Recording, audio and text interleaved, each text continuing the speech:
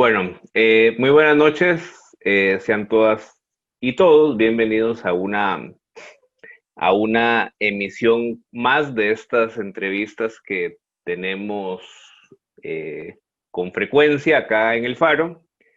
Hoy nos encontramos absolutamente en vivo, a diferencia de la mayoría de las veces en que siempre tenemos que hacer esta aclaración de buenos días, buenas tardes, buenas noches. Hoy no viene el caso, estamos completamente en vivo y nos acompaña una compañera a quien estimamos y queremos mucho en nuestro espacio, quien es una frecuente colaboradora del Faro y quien se ha posicionado de una manera muy importante en el debate sobre lo político, lo económico, lo social y muy gentilmente ha decidido acompañarnos en este rato. Hablamos de Sofía Guillén, quien es economista, militante y una compañera a quien le damos las gracias por el tiempo y por el espacio. Sofía, ¿cómo estás?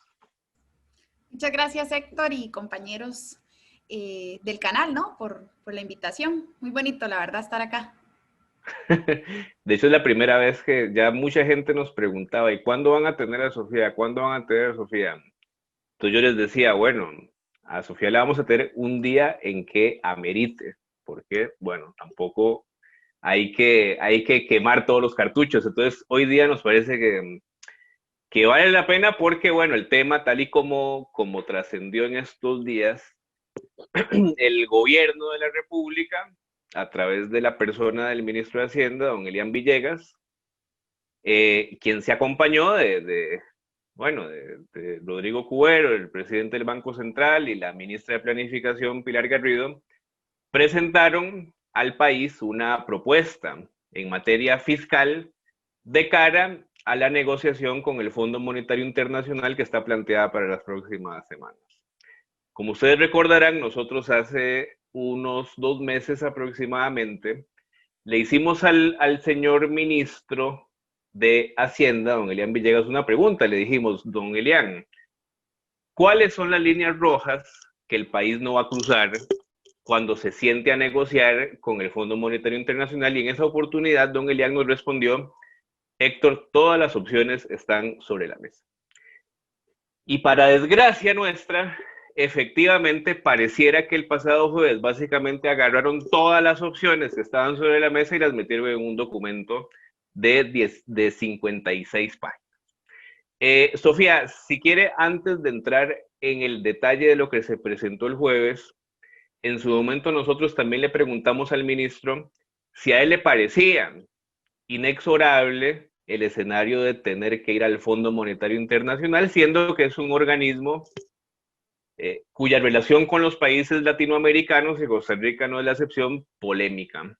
A criterio suyo, esto de ir al Fondo Monetario Internacional es inexorable, un mal necesario, o usted cree que puede haber otras opciones para financiar el Estado en el contexto de crisis en el que nos encontramos.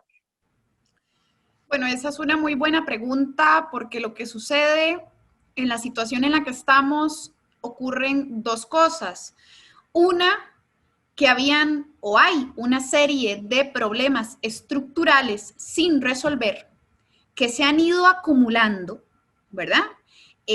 Hace 2 años discutíamos en la reforma fiscal que urgía resolver el problema fiscal. Bueno, para que se den una idea, hace 2 años lo que nos preocupaba es que el déficit podía llegar a 6% del PIB y la deuda a 50% del PIB.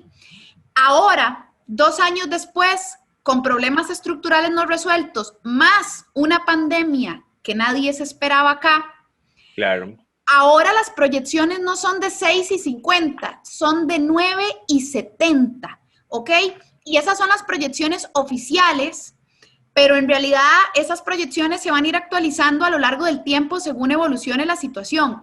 Entonces, sobrepasar un déficit fiscal de 9%, con una deuda acumulada en el tiempo que hay que pagar, que hay que ir resolviendo del 70% del PIB o más para este año, es un problemón y habla de una situación fiscal seria que hay que tomarse con mucha seriedad porque sí hay que resolverla, no podemos seguirla postergando. Entonces, en ese contexto, la pregunta de si teníamos que acudir o si es la única manera acudir a un préstamo o no, debo decir que es muy posible que dado lo mal que están nuestras finanzas públicas, sí necesitáramos de un préstamo. El asunto es que esto no se acopló o no se complementó con otro conjunto de medidas que podrían habernos evitado llegar a pedir X Claro. cantidad de dinero, ¿no? Estamos pidiendo 1.750 millones de dólares.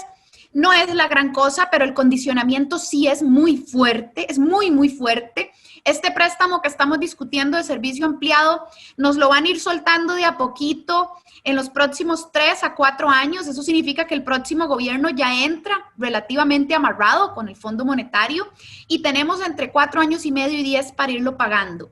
Entonces, lo que yo sostengo es, ok, ciertamente el problema es tan grande que se iba a requerir un poquito de deuda. El asunto es que dejamos acumular tanto el problema que empezamos a asumir condiciones cada vez más restrictivas por préstamos internacionales. ¿Qué tendría que haberse hecho? Tendría que haberse mezclado desde un inicio de año, desde antes de la pandemia. Habían alternativas sobre la mesa para solucionar la situación fiscal antes del COVID, ¿verdad? No se hizo. Se acumuló el desastre y llegó el COVID y el desastre se magnificó. Ahora, en el escenario coronavirus, en el escenario pandemia, habían al menos dos cosas que se podían haber intentado hacer desde el inicio de la pandemia. La primera era que el Banco Central tendría que haber participado inyectando liquidez a través de la compra de bonos del gobierno central. Ojo, no es lo mismo que el Banco Central Claro. inyecte liquidez poniéndola en el sistema Sí, financiero. claro.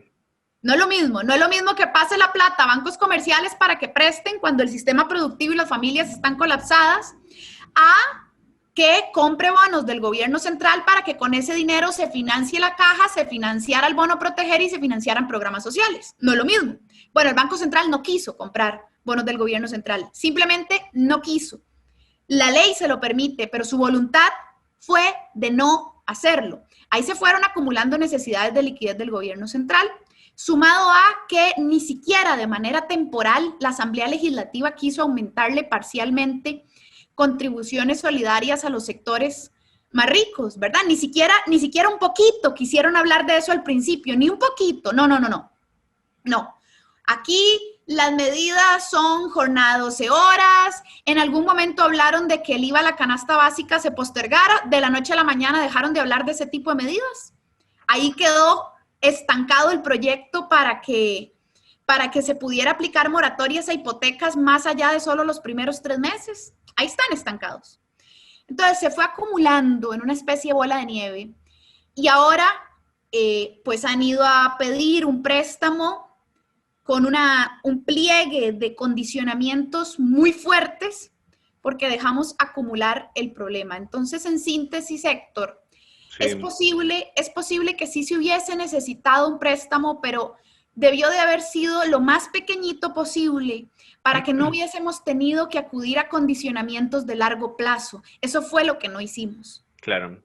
Sí, ahí un poco, hilándolo un poco, tal vez con la siguiente pregunta. El escenario de tener que ir al Fondo Monetario Internacional, a pesar de que a algunos eso nos da incluso cierta comezón, dado los antecedentes de ese organismo, incluso más allá de la inevitabilidad o no, ciertamente yo creo que el contexto de la pandemia de alguna manera ha modificado un poco los términos en relación a la economía a nivel global, en donde incluso el propio Fondo Monetario Internacional ha venido planteando algunas tesis que hasta son, digamos, distintas a lo que históricamente nos estuvo acostumbrados. Y también hubo un cambio en la dirección de ese organismo. A finales del año pasado se dio la salida de Christine Lagarde, de paso nefasto, sobre todo la situación que se experimentó en Argentina, pero el ingreso de la nueva directora, Cristalina Georgieva, ha inclusive dado una serie de elementos para la discusión. En ese sentido, y ya aterrizando con la pregunta, este, muchas veces, y esto ha pasado históricamente en nuestro país, los sectores más vinculados al modelo neoliberal han utilizado también al Fondo Monetario como excusa para impulsar políticas que el fondo no necesariamente le está exigiendo al país. Y a mí me da la impresión de que eso está pasando en este momento porque, por ejemplo, medidas tales como la movilidad laboral en el sector público, incluso meter ahí lo del tren eléctrico, es medio raro, ¿no? Sí, a nivel internacional creo que suceden cosas interesantes. Mi lectura efectivamente coincide en que algunos de estos organismos internacionales han empezado a apadrinar una serie de iniciativas que hace 15 años habría sido impensable que apadrinaran, ¿no? Eh, una de las altas gerencias del Fondo Monetario Internacional sale diciendo en medio proceso español que el ingreso mínimo que en España se estaba discutiendo podía ser una salida interesante, cuando hace 15 años te habrían dicho comunista y chancletudo, ¿no? Por proponer un Claro. ingreso mínimo. Entonces, sí es cierto que la pandemia agudizó tanto los problemas sociales de las diferentes naciones que lo cierto es que llega un punto en el que no puedes negar que se requieren subsidios y no puedes negar que esos subsidios tienen que ser financiados por los sectores más ricos. Es más, hace unos 3 meses un grupo internacional llamado Millonarios por la Humanidad Sí, publicó sí. una carta, ¿verdad? Estamos hablando de 80 de las personas más ricas del planeta, publicaron una carta que básicamente pide que los graben. Y así termina la carta, diciendo taxas, taxas, grábennos, grábennos. Es decir, hay un punto en el que estamos, en el que si vos no conseguís que los sectores que más tienen aporten, el aparato social podría colapsar. Y lo que yo creo Claro.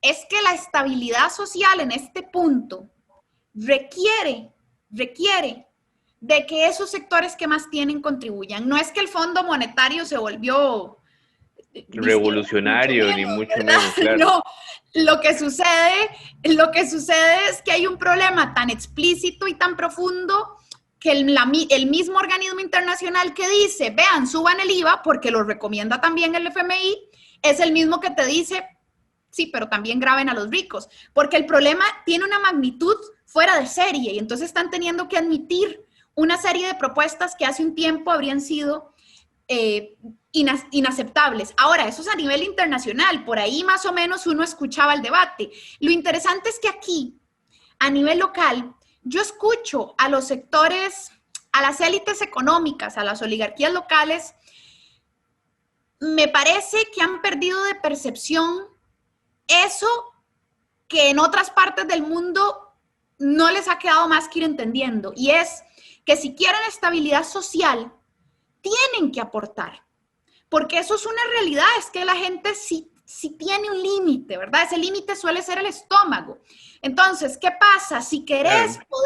Si querés de alguna forma coexistir en el status quo, en este momento de la historia tenés que aportar, porque lo otro es el caos. Y eso me conduce a la propuesta de gobierno. Yo coincido con vos, creo que hicieron un rejuntado de cosas. Hay algunos elementos que pueden ser potencialmente progresivos, como la renta global o como la mini sección antifraude fiscal que hicieron, ¿verdad? Que son, ok, por ahí se podría entrar y mejorar. Pero precisamente como vos decís, potencialmente progresivos. Claro, potencialmente progresivos. Es decir, que ahí se podría trabajar y sacar algo progresivo, pero tenés una gran mayoría de iniciativas que efectivamente parecen un rejuntado que apuntan mucho más a la regresividad, ¿verdad? Lees el documento y ves que en un párrafo ellos dan por hecho que aquí se va a vender Fanalibixa y ya está. Claro. Eso no está en discusión en el texto, se va a vender Fanalibixa. Y eso me parece a mí que el gobierno lo ha lanzado así porque ha decidido que las fuerzas sociales sean las que, digamos, las fuerzas económico-sociales sean las que se den un rato entre ellas y a golpes a ver qué sale. Es decir, creo que el gobierno no está dispuesto, no tiene líneas rojas, ¿verdad? Gobierno no es que dice, yo no voy a vender fanal, no llego hasta ahí, no se va a comer una bronca. Es la impresión que me da con ese texto. Si se cae lo que tiene potencialmente progresividad, lo deja caer. Si avanza a vender no solo Fanal, sino también Colby, el Banco de Costa Rica y las sillas del colegio, las vende también. Esa es la impresión que me da el gobierno con el documento. Que tiró eso como para ver qué, ¿verdad? Para ver Claro, cómo reaccionaba el asunto y hacia donde se mueva la ola se acabará moviendo él también. Y eso es muy peligroso. Es muy pero peligroso. Ajá. no, no, seguí y dale. Es muy peligroso porque el discurso mmm, hegemónico construido en términos comunicativos sí está muy volcado a la balanza a favor de despedazar el Estado social de derecho. Entonces tenés un poder ejecutivo que a mi parecer no tiene líneas rojas, una asamblea legislativa envuelta en una mezcla ahí. La minoría de la oposición es antineoliberal, la mayoría de la oposición es proneoliberal. Son unas cosas rarísimas. Pueden estar en oposición a gobierno, pero a favor de que avance la jornada de 12 horas. Entonces, que es una propuesta defendida inclusive por diputaciones PAC en la comisión en la que se ve, ¿verdad? Entonces, tenés un escenario complejo, muy complejo, y esa es la impresión que me da. Gobierno ha dicho, vean a ver ustedes, ¿quién gana ese pulso? Líneas rojas yo no tengo. Y hemos quedado un poco a merced de las oligarquías y sus vocerías mediáticas, ¿verdad?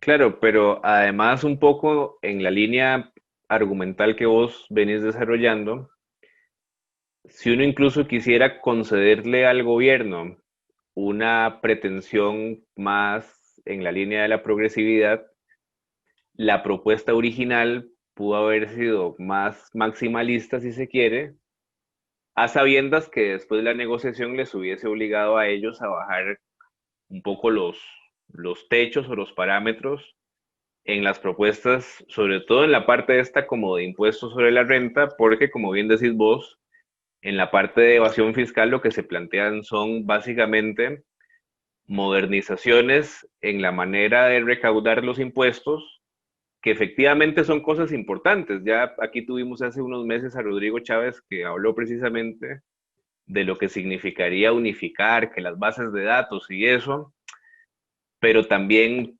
pensábamos en esa oportunidad que resolver el problema vinculado a la evasión y la ilusión fiscal, o al menos problematizarlo en una clave de mal o buen funcionamiento de un sistema tecnológico, es poner la discusión en un lugar que no tiene absolutamente nada que ver con la realidad. Ahí me están llegando un montón de preguntas. Nos está viendo mucha gente. Recordarles que estamos totalmente en vivo, no como es habitualmente que grabamos y después transmitimos en vivo. Tenemos preguntas, pero tenemos muchos comentarios. Hay un comentario al puro comienzo de Jairo Camareno, dice Sofía Guillén, presidenta. Olga Isabel Montero, que dice, gracias Sofía por todos sus aportes e informar al público sobre la realidad económica de Costa Rica.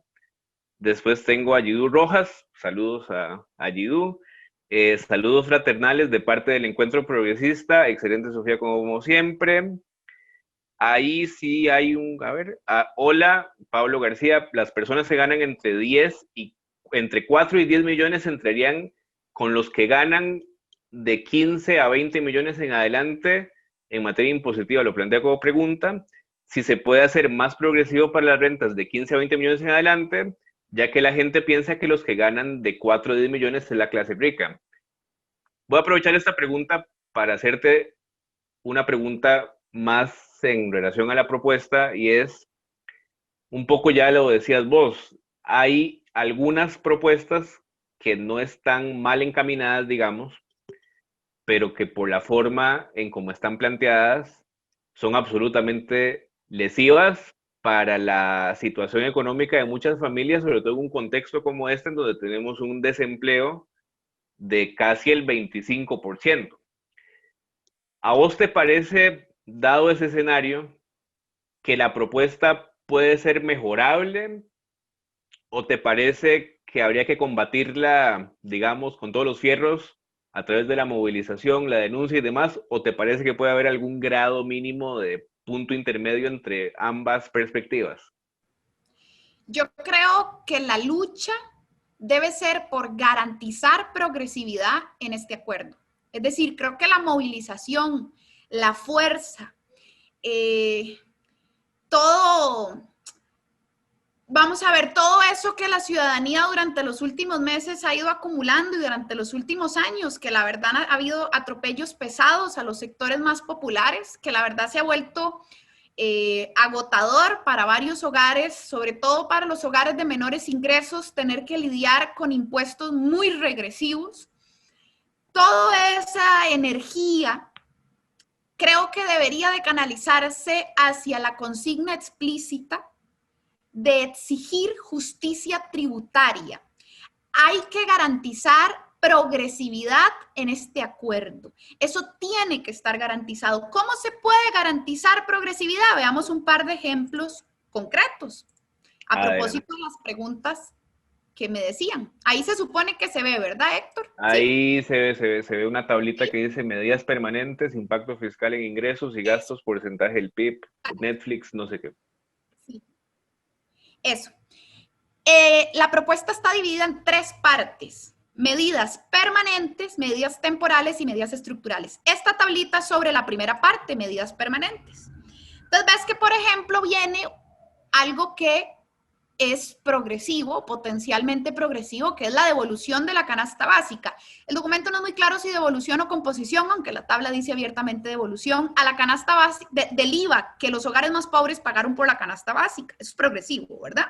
Claro. Lucha contra la evasión es potencialmente progresivo, desde luego es lo que hemos querido hacer. Claro, lo que pasa es que en esta seccioncita lo que vienen son sobre todo acciones administrativas que ya gobierno tiene como un año de anunciar que va a hacer y que nada que hace, que están bien, que Hacienda Digital todo bien, pero claro, que se queda muy corto, ¿verdad? Se queda muy corto. Bueno, porque además hay un legajo de expedientes legislativos que quedaron de la comisión que vio el tema de los papeles de Panamá, de la Asamblea Legislativa en el gobierno pasado, que según yo están todos llenos de polvo porque nada de eso se ha tocado en lo que va de este claro, gobierno, ¿no?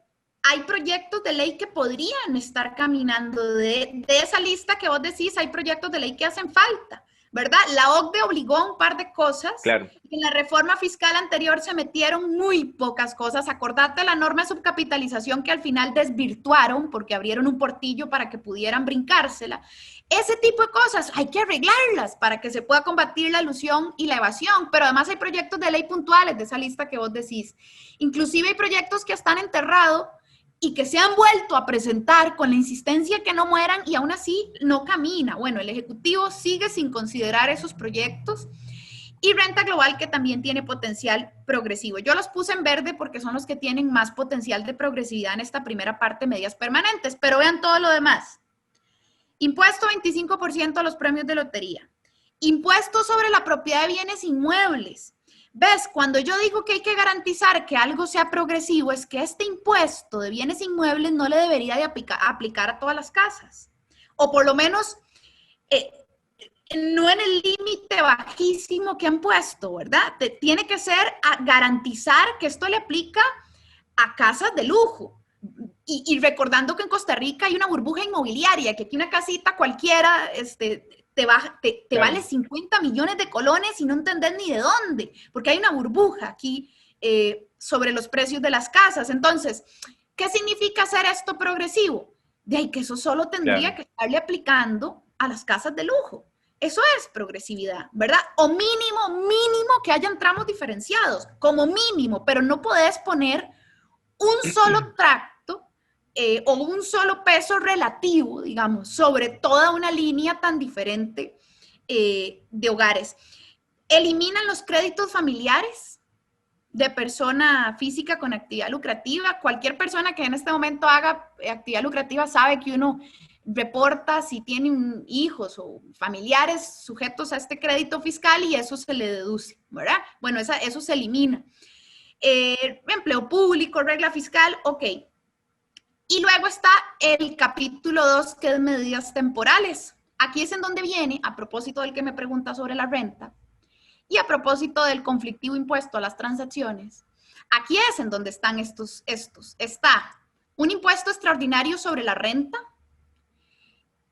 un impuesto a las transacciones electrónicas que incluye que usted saque plata del cajero automático. Este es el que ha estado como en los últimos días más en medio, ¿verdad? Movilidad laboral, reducción de la deuda política, que yo en principio creo que se puede tratar, creo que está bien que se deduzca la deuda política. La pregunta es cuánto y la pregunta es nada más garantizar que no hayan triquiñuelas, ¿verdad?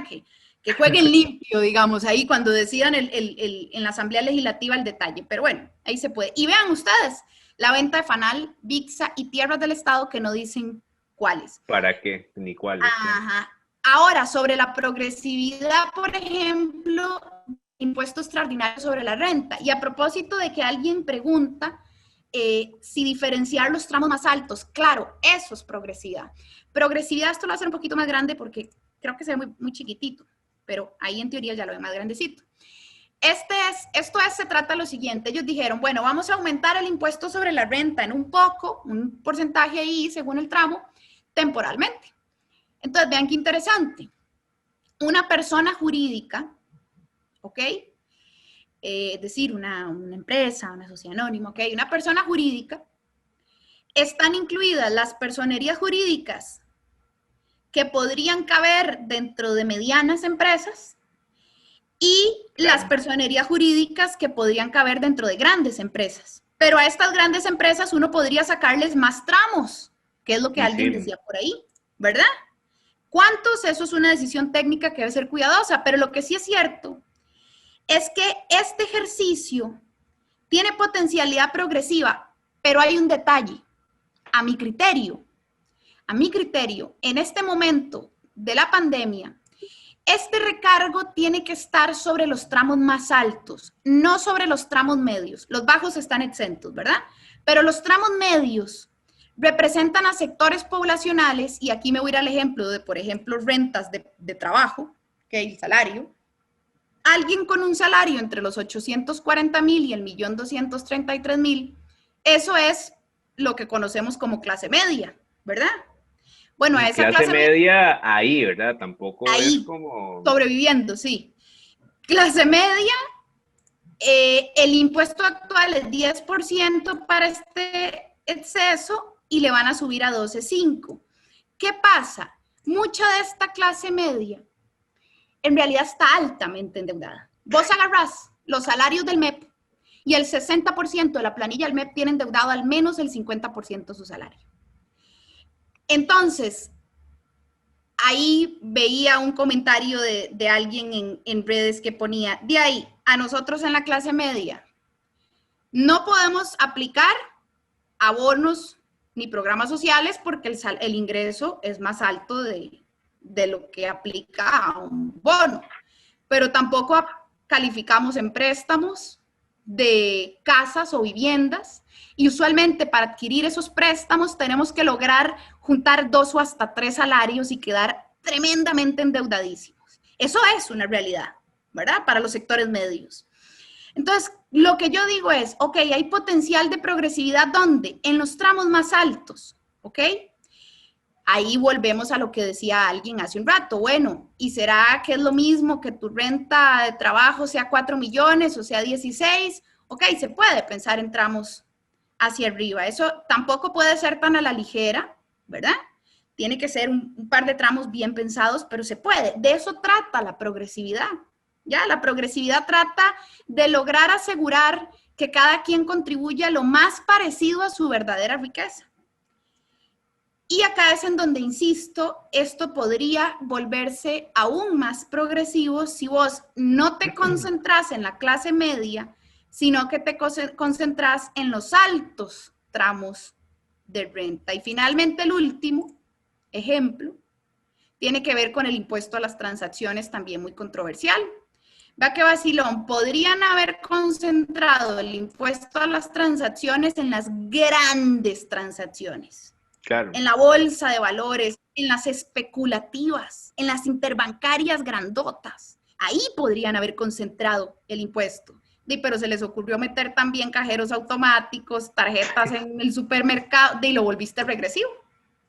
¿Ves? Entonces, lo que yo creo es que la consigna debe ser, hay que garantizar progresividad. Tiene que haber justicia tributaria. El más grandote tiene que contribuir según su capacidad y a los sectores más pobres y clase media difícilmente les alcanza para socar más la soga, ¿verdad? Que es un poco lo que yo empiezo a percibir en la gente. Realmente es un estado de desesperación en varios sectores. Entonces, hay que lograr garantizar justicia tributaria. Esa es una palabra que no le gusta a muchos sectores de élite económica en Costa Rica, porque en el momento en el que la gente empieza a pedir justicia tributaria, entonces quiere un impuesto a las transacciones que grave la bolsa de valores y no el cajero claro. automático, Bueno, ¿verdad? Y eso es muy bien. de hecho ahí nos comentan algo que teníamos en las anotaciones de la entrevista, y es que hoy circuló una encuesta que apareció publicada en varios medios, en Radio Monumental, en La Nación, que son medios no necesariamente comunistas, ni mucho menos, eh, en donde se demuestra que una inmensa mayoría de costarricenses ven con buenos ojos salir de la crisis en la que estamos a través de impuestos a estos grandes capitales. Y es ahí donde uno piensa que, no sé, como que el accionar de este gobierno a ratos es medio desconcertante, porque este gobierno y el anterior han sido gobiernos que, como efectivamente señalabas vos y señalábamos al comienzo, en algunas ocasiones han tenido gestos como de querer hacer cosas progresivas, pero por el otro lado les dicen, ojo con la portada de La Nación, ojo con el editorial de La Nación, ojo con lo que pueda decir Randall Rivera, entonces ahí se echan medio para atrás, ¿no? Porque se presume que la sociedad favorece las posiciones políticas sobre la economía en una clave regresiva. Y eso me parece que no necesariamente es así, ¿no?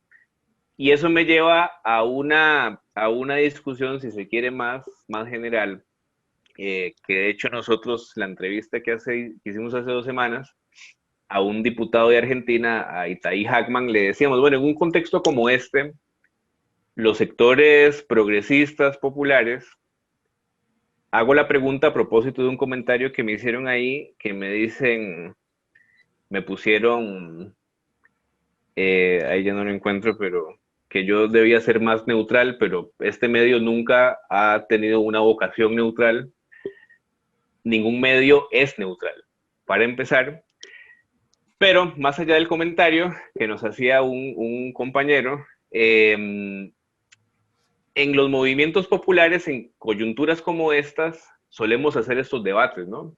Ujú. Si hacemos planteamientos de máxima, a fin de clarificar a la población por dónde tendrían que venir las soluciones, o mejor hagamos planteos de mínima para no asustar al poder económico y que no se nos venga todo el vendaval encima. Y lo que hemos visto en estos días es que aún habiendo hecho el gobierno una propuesta muy limitada y muy regresiva, como bien señalabas vos, con todos los cuadros y con todas las tablas, de igual manera, la UCAEP, Otto Guevara, Eli Feinsack, etcétera, etcétera, etcétera, se han montado sobre lo limitado de la propuesta y han posicionado la consigna no más impuestos. Y como bien decías vos, y como bien pareciera ser, al menos según el resultado de esa encuesta, por ahí la gente, más que no más impuestos, sí podría estar necesitando escuchar que sectores sociales, políticos, intelectuales hagamos un planteo más en la línea de la justicia tributaria y más en la línea de que los ricos paguen como ricos y los pobres paguen como pobres. Claro, claro, claro. Esa encuesta a la que vos te referías, que es la del CONARE, efectivamente es interesante porque la encuesta del CONARE indica que 60% de las personas consultadas dijo estar de acuerdo con que una de las soluciones sea gravar a los sectores más ricos. Y eso a mí me llama mucho la atención, al igual que a vos, porque hace 2 años en la reforma fiscal también habían miles de personas pidiendo que se grabara más a los sectores más ricos. 2 años después ha habido un proceso para poder masticar lo que pasó hace 2 años, procesarlo, e incluso hay sectores que han ido adquiriendo una conciencia muy importante. Hace algunas semanas me reunía con un sector que no apoyó el movimiento del 2018 Claro. contra la reforma fiscal, que me decía en una reunión, Sofía, si hubiéramos entendido que ese 13% nos iba a desmantelar el trabajo, son trabajadores independientes de cierto sector, qué distinto habría sido nuestro proceso de participación. ¿Ves? Entonces, en 2 años ha existido un tiempo en el que hay sectores que han sentido el golpe y que de paso han ido masticando el proceso y también se han dado cuenta de que no mentimos, ¿verdad? Claro. Que es algo básico, que yo sé que cuesta mucho, en los debates nacionales cuesta mucho que no te mientan, y yo entiendo la desconfianza de la gente. Pero después del proceso de la reforma fiscal queda claro que había un problema que no se arregló. Nadie imaginaba una pandemia, esto lo dinamitó aún más, pero hay un problema sin resolver. Y ahí la progresividad es clave, esa noción intuitiva, casi lógica, casi de sentido común, de que cada quien tiene que pagar según lo que pueda. No tenés que pagar entonces. Vos tenés un montón, bueno, tenés que poner un poco más que otros. Es una noción muy elemental. Y en esa reforma fiscal esa noción se quebró, ¿verdad? Se quebró porque entonces le entregaste una amnistía tributaria a la Standard Fruit Company, a Florida, que no podían pagar sus impuestos. Vamos, eso da vergüenza.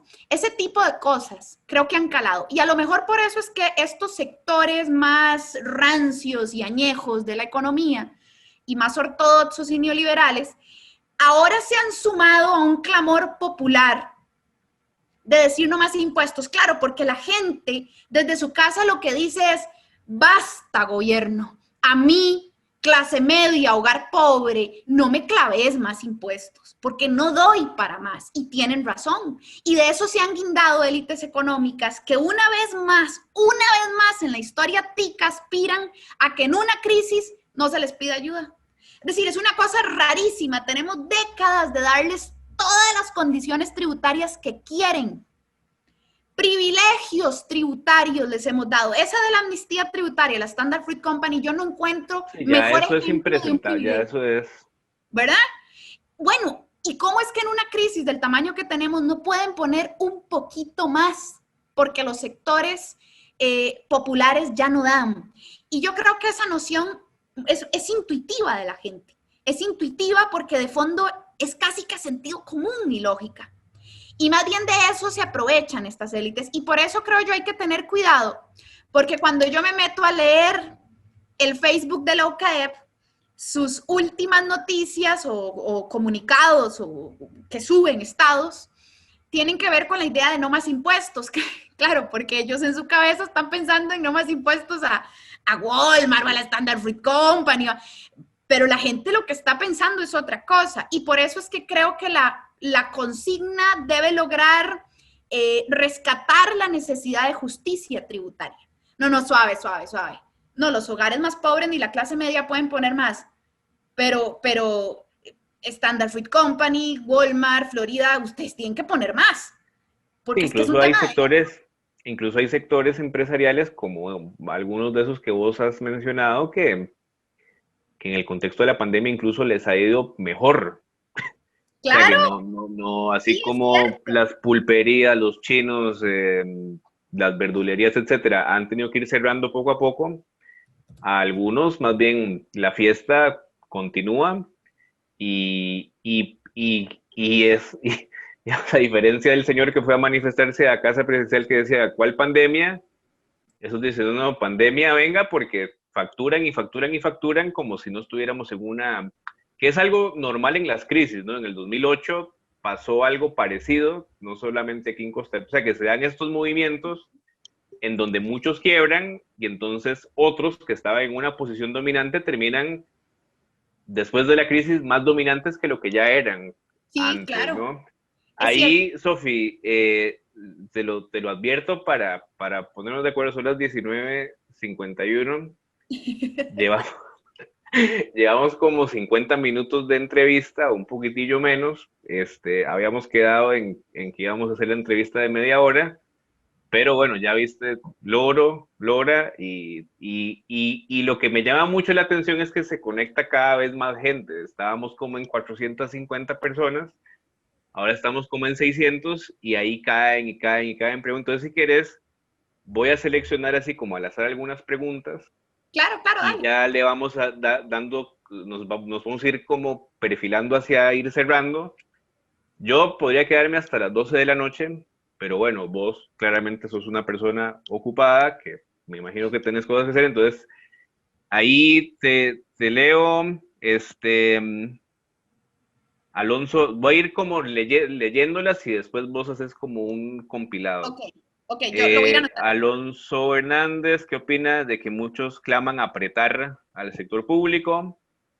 Esteban Vaca, Sofía, ¿qué pasaría si a las grandes empresas sus riquezas les cobran más y les dicen, me voy de Costa Rica por la carga de impuestos? Una pregunta. Marcos, a ver. Bueno, hay un montón de mensajes de felicitaciones a a vos. Son muchos mensajes también como de felicitaciones y cosillas como así. A ver, que me... Ok.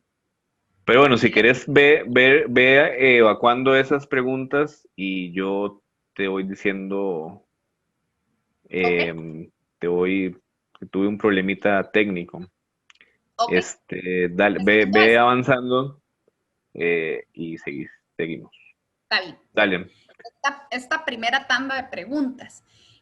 No quiero empezar esta primera tanda sin rescatar lo último que vos decías, que es que hay sectores que sí ganaron, porque eso me lleva a una de las preguntas. En esta noticia de inicios de la pandemia quedaba claro que hay sectores ganadores, ¿verdad? Este, Claro, digamos, la cotización en bolsa de Amazon se disparó como no se había disparado en mucho tiempo, claro, porque la gente empezó a comprar más a través de Amazon y en línea. Entonces, más bien estos sectores digitales empezaron a ganar muchas más ganancias. Y aunque no es público el dato de entidades como Walmart, uno podría suponer que algunos supermercados, en medio de tanta gente que fue a comprar, ¿verdad? Por lo menos no han quebrado, no quebraron, digo, sus ventas aguantaron y avanzaron posiblemente en una buena parte de la pandemia. Entonces uno dice, ojo, ¿verdad? No todos perdieron. Y hago un comentario, sobre todo ante la pregunta de quien dice, si uno le cobra más a las grandes riquezas, se van, ¿verdad? Yo no quiero que la inversión extranjera directa se vaya. La inversión extranjera directa da empleo, es cierto. Adelante, operen, cumplan con las condiciones ambientales, laborales, tributarias, ¿ok? El asunto es que cada vez que hay una crisis y uno le pide a los que más tienen que contribuyan, aquí nos salen con el coco diciéndonos que si les pedimos se van. Y resulta que así no funcionan las decisiones megacorporativas. Veamos un ejemplo. En el TLC, muchas empresas, megacorporaciones, le dijeron a sus empleados o empleadas, si no se aprueba el TLC, me voy. ¿Ok? Se aprobó el TLC. Aún así, Intel Manufactura ya se fue, ¿verdad? claro. Se fue Intel Manufactura, lo que quedó fue la outsourcing. ¿Por qué se van? Porque las decisiones corporativas son mucho más complejas que eso. Tienen que ver con el dinamismo del mercado internacional, tienen que ver con el capital humano disponible en Costa Rica versus en otras partes, tienen que ver con costos que también tendríamos que preguntarnos si uno quiere competir. Aquí hubo un tiempo en el que habían maquilas, ahora el tema de las maquilas ha quedado mucho más de lado, pero hubo un tiempo que era como el boom de las maquilas. Ahora es el boom del outsourcing, pero hubo un tiempo que era el boom de las maquilas. Y las maquilas terminaron yéndose a pesar de que Centroamérica les dio todas las condiciones del mundo. ¿Y a dónde se fueron las maquilas de acá? Y pues se fueron a Oriente. A Asia. Es que ahí el salario mínimo es un plato de almuerzo. Y de ahí hay que preguntarse si uno quiere competir con eso. O si Bueno, lo que queremos... de hecho hay un ejemplo, vos claramente estás más joven que yo, que fue cuando lo del TLC, la Atlas fue parte de toda la campaña que se hizo para atemorizar al pueblo con relación a si no se aprueba el TLC. Y justo el día después del referéndum, el 8 de octubre del 2007, anunciaron que la empresa pasaba a manos mexicanas, a manos de Mave. Y eso generó en su momento que se perdieran un montón de puestos de trabajo. Eso que decís vos, no siempre las decisiones empresariales, como son conglomerados a nivel global, están vinculadas a las coyunturas políticas a nivel del país. Incluso si vos te pones a pensar, las empresas de telefonía, Claro, Movistar y estas empresas facturan. Carlos Slim no se va a hacer pobre porque aquí en Costa Rica a estas empresas se les cobre.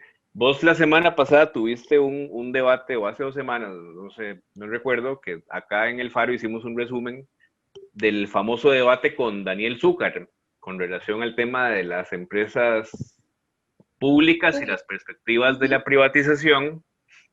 Y yo te lo quería preguntar porque en esta propuesta se plantea que esas cargas para fiscales, que en ese debate vos como 7 veces tuviste que repetir el mismo argumento y daba la impresión como que nadie estaba poniendo atención, están planteando que pasen directamente a Hacienda, ¿no? A Hacienda, a Caja Única. Yo te quería preguntar tu posición puntualmente con ese tema porque hice clic con ese tema que se tocó en ese debate. Sí, quiero mostrarles exactamente el detalle porque hay un problema que yo creo que por la falta de claridad del texto, yo lo marqué acá, aquí está. Ah, bueno, pero ustedes no lo ven acá. Muy difícil, ¿verdad? Sí, un poco. Se los voy a poner en la página 30 del documento, ¿ok? Porque quiero mostrarles en qué consiste y además que debo decir que esta propuesta es poco clara algunas veces sobre algunos elementos. Por eso es que habría que ver ya la ley, el decreto, lo que sea que usen para este tipo de cosas. Ok, es el que a vos te referís, que tiene que ver con el traslado de las cargas para fiscales que hacen empresas públicas, digamos, puede ser, por ejemplo, lo que le traslada el BCR y el Banco Nacional al Infocop, ¿ok? Que es parte, de hecho, de las que tienen como tal. El asunto es que ellos al final dicen algo interesante. Dice, aquí lo señalo para que se vea mejor. No se pretende la eliminación de estos aportes, sino que se pase al gobierno central. Pero vean qué interesante, el monto sería menor que el pagado actualmente. Ok, ¿cómo que el monto va a ser menor que el pagado actualmente? ¿En cuánto? Ven, hay un asunto acá de que vamos a tener que leer la letra menuda de la propuesta, porque me da la impresión que no es solo el traslado directo a Caja Única. Están diciendo que el monto va a ser menor. Y yo quiero saber por qué, ¿verdad? Entonces, ahí vamos a tener que estar muy atentos cuando presenten el blanco y negro de la propuesta legislativa que haga esa modificación. Bueno, pero porque eso que vos decís... ¿Qué te parece? ¿Qué? Bueno, no, es que se me cortó ahí, que decías que a vos te parece... No, nada, yo sospecho que ahí hay algún asuntico que no está quedando claro en el texto. Claro, claro. Cada una de estas medidas, y esto es importante, cada una de estas medidas vamos a tener que revisarlas muy al detalle, porque incluso son proyectos de ley distintos. Por ejemplo, la propuesta habla de que avance la jornada 12 horas, de que avance el proyecto de flexibilización del INA, de ahí esos son un montón de proyectos por un montón de lados, y la ciudadanía va a tener que lograr seguirle el pulso a cada uno de los detalles por separado. Eso es muy complejo de resistir y de contraargumentar. Entonces, el momento histórico requiere de un esfuerzo superior al que vivimos hace 2 años, tenemos mucho menos tiempo y gobierno atrasó la presentación de la propuesta semanas enteras. Yo creo que un poco adrede o esperando que no hubiera tanto chance de reacción. Y termino con la idea que traía hace un rato de las empresas privadas. Lo que se puede hacer para la persona que nos hizo esta pregunta, y porque sé que es una duda válida, nosotros no queremos que la inversión extranjera directa se vaya, ¿ok? No se trata de quebrarla. Lo que se puede hacer es inclusive levantar parcialmente las exoneraciones. Es decir, podés no levantarlas todas de golpe, sino levantar una de la lista de 15 o 20 que tienen, una. Hasta diputaciones ortodoxas en materia económica como Ton Solís lo habían propuesto. Y lo que proponían era eso, bueno, no toda, una. De la lista de impuestos que no te cobramos, solo paga uno y los demás seguís sin pagarlos. Ven, se puede hacer paulatinamente, se puede negociar, se puede conversar. Lo que a mí me preocupa es que en Costa Rica ni siquiera ese diálogo es posible. Es decir, acá de plano rechazan la posibilidad de llamar a estos sectores megacorporativos y preguntarles, hablarles, proponerles, mira, lleguemos a un punto medio porque la cosa sí está muy fuerte y no le puedo pedir a los sectores más pobres de este país sino pedirte a vos, ¿verdad? Y la otra pregunta que se me queda por ahí tiene que ver con qué opina de apretar al sector público. ¿Apretar a quién del sector público? Yo estoy de acuerdo con salarios y pensiones de lujo que tienen que aportar más. Absolutamente de acuerdo. O sea, la progresividad es eso, que el que más tiene pague más, sea del sector público, sea del sector privado. ¿Ok? Muchos de esos salarios de lujo, dicho sean de paso, son altas jerarquías políticas, ¿verdad? Ahora, la enorme mayoría de la planilla del gobierno central no tiene salarios de lujo. Tan no los tiene que cuando el Poder Ejecutivo de este país, cuando al gobierno se le ocurre ir a grabar salarios de empleados públicos, no puede empezar por los tramos de 3 millones o 4, porque entonces no grabaría casi nadie. No, ¿Qué hace? claro. ¿Qué hace? Empieza de tramos mucho más bajos, porque en realidad el promedio salarial, sobre todo del gobierno central, que pongámosle nombre y apellido, las planillas más grandes son maestros y policías, ¿verdad? Ninguno de los dos ganan salarios de lujo. Entonces, salarios de lujo y pensiones sí deben aportar. Pero no nos autoengañemos pensando que todo mundo en la función pública gana 5 o 6 millones. Y la mayoría no. Más bien tendríamos que estarnos preguntando cómo mejorar las condiciones del sector privado. Y en todo caso, por ahí es que va la trampa de vocerías de la UCAEP, de Otto Guevara y de toda esta lista que vos mencionabas hace un rato que se está sumando al llamado popular de no más impuestos. ¿Por qué? Lean los completos. ¿Qué dicen? No más impuestos. Claro, para ellos, ¿verdad? Y más abajo, ¿qué dicen? Hay que recortar. Hay que vender empresas públicas. Es por ahí que van. Esa es la pretensión real de esos sectores en particular. Y ahí la pregunta del millón que uno puede hacerles es, bueno, ¿cuál es el recorte que querés hacer? ¿Qué es lo que vas a recortar? ¿Pensiones? No, de ahí, solo las de lujo, pero no vas a ir a recortar la enorme mayoría que son pensiones del IBM, ¿verdad? ¿Qué vas a recortar entonces? De ahí, es que demasiadas transferencias corrientes, demasiado gasto, es que la mayoría son programas sociales. Y el gasto en media pandemia aumentó. ¿Por qué? Porque hay que financiar la salud para atender a la gente. ¿Y por qué hay que financiar programas sociales? Porque ahora hay más personas desempleadas y más hogares bajo la línea de la pobreza. Entonces, cuando uno pregunta a dónde van a recortar, ahí es donde empiezan a trabarse un poquito, ¿verdad? Y tienen que terminar diciéndote, bueno, entonces vende Colby, vende el BCR, ¿y de dónde repones las cargas para fiscales? Ahí ya tampoco hay respuesta. Está muy lleno de trampas el discurso. Sí, sí, sí. Bueno, Sofi, vamos acercándonos ahora sí al final de la entrevista. La verdad que para mí al menos ha sido como recibir como toda una clase de, de no solo de economía, sino de política también, porque yo creo que, y creo que un poco el espíritu que nos ha motivado aquí en el Faro a tener estos espacios con gente más afín como vos, con quien tenemos casi que plena coincidencia, como en aquellas ocasiones en que hemos traído aquí al espacio a personas que no necesariamente coinciden tanto en sus planteamientos con la línea que tiene nuestro medio, es precisamente para salirnos un poco de la economía en términos duros y poder también hablar de la política que precede a la economía, ¿no? Que es como un debate. Y a veces, efectivamente, nos vamos en estos viajes como de hablar del déficit fiscal y todo eso, pero nunca, cuesta mucho ya para empezar ponerlo en esta clave que vos lo haces, de poner a que la gente vea la economía en su bolsillo, en su cotidianidad y en su realidad, pero también del otro lado, que la gente entienda que para poder hacer una buena economía necesitamos hacer buena política.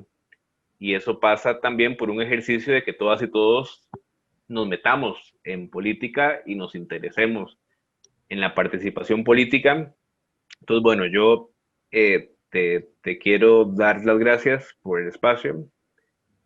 Aprovechar también para felicitarte porque creo que incluso el interés que genera una entrevista como esta tiene que ver con un lugar que vos te ganaste en la discusión sobre los temas a nivel nacional.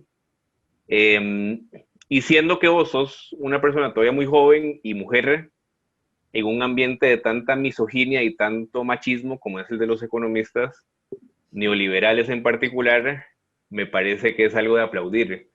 Y que yo sé que mucha gente debe estar coincidiendo conmigo en este sentido. Así que bueno, felicitarte, darte las gracias y pedirte tal vez un mensaje final para que ya todas y todos nos vayamos a comer. Bueno, mi mensaje de cierre, primero agradecer la invitación al Faro y también a la gente que nos ve y que comentó. Hay muchas preguntas y muchas cosas que quedan por ahí, pero en términos generales me gustaría cerrar diciendo dos cositas. La primera es que hay que tener claro que el problema fiscal es real, que es aún peor que hace 2 años y que no podemos seguir postergando soluciones estructurales. Y en ese sentido nos toca, creo yo, pedir, exigir justicia tributaria, ¿verdad? Y de ahí a esos sectores más ortodoxos y a esas élites económicas que se han montado en la carreta de los sectores populares que no quieren más impuestos, hay que recordarles que no, que a ellos sí les toca, que los no más impuestos es para la gente más pobre y para la clase media, pero que los sectores más ricos tienen que aportar, porque hace mucho que les hemos dado privilegios y bueno, la justicia social ha sido fundamento también de que haya una relativa paz social en Costa Rica. Y de eso disfrutan las grandes corporaciones, de que aquí no te pongan un coche bomba, de que aquí puedas operar tranquilamente y producir. Bueno, esa paz social hay que cofinanciarla, hay que aportar a un Estado social de derecho que le llegue a todos, que también hay que mejorar, ¿verdad? No voy yo aquí a caer en puritanismos económicos. Yo sé que el sector público debe mejorarse combatiendo la corrupción. Ahí están los proyectos contra la corrupción que salieron después de la investigación del cementazo. Ahí están quedititos, eso no les interesa a los diputados y diputadas. Pero no que querían eficiencia de los fondos públicos, que es más ineficiente que la corrupción. Ah, no, caray, ahí ya no despierta tanto interés el asunto de la eficiencia. Bueno, por ahí hay que ir también. Y finalmente decirles que si este problema no se resuelve, vamos a vivir años muy duros. A lo mejor Costa Rica no conoce años tan duros en mucho tiempo. Por eso es que no podemos tomarlo a la ligera ni con irresponsabilidad. Y esta vez tenemos que lograr asegurar progresividad y justicia tributaria en ese acuerdo. Esta vez sí tenemos que lograrlo. Vean que hay conciencia social de muchos sectores. Esta vez yo veo algo que no vi hace 2 años. Hace 2 años los sectores sindicales estaban relativamente solitos. De vez en cuando se les arrimaba algún sector que colaboraba, pero quedaron muy solos una gran parte del tiempo. Es cierto que tienen que mejorar la comunicación, yo sé que sí, pero sí quedaron solos en la práctica. Esta vez es muy interesante ver academia, ver a sectores feministas, ver a sectores agropecuarios de la economía social solidaria pidiendo justicia tributaria. Y a eso las oligarquías locales le tienen mucho miedo, porque esos son miles de personas pidiendo que por favor se sosieguen y pongan un poquito de ética en la economía. Y de eso se trata, de ética y sentido común. Entonces, ese es el pulso, justicia tributaria. Y ahí nos toca unir fuerzas más allá de las diferencias personales o sectoriales que tengamos. Ahí sí que nos toca cerrar filas. Hoy el momento histórico requiere de esa madurez entre sectores sociales para ir por un pulso común. Justicia tributaria es con lo que yo cerraría. Muy bien. Así que bueno, con estas esperanzadoras palabras de nuestra compañera y amiga Sofía Guillén, le vamos dando punto final a esta transmisión especial que hemos tenido hoy noche. La entrevista, para los que no la pudieron ver, va a quedar subida a la página de Facebook y en las próximas horas la vamos a subir al canal de YouTube. Les recordamos que ya tenemos página web, que también durante un montón de semanas nos estuvieron preguntando, ¿y por qué el Faro no tiene página web? Bueno, no teníamos página web porque no teníamos página web. Ahora tenemos una página web que se llama elfaro.co.cr. Vayan y la dan seguir abajo. Así que bueno, con estos anuncios parroquiales, vamos dándole punto final a la entrevista, deseándoles una feliz noche y una feliz semana. Hasta pronto. Pronto.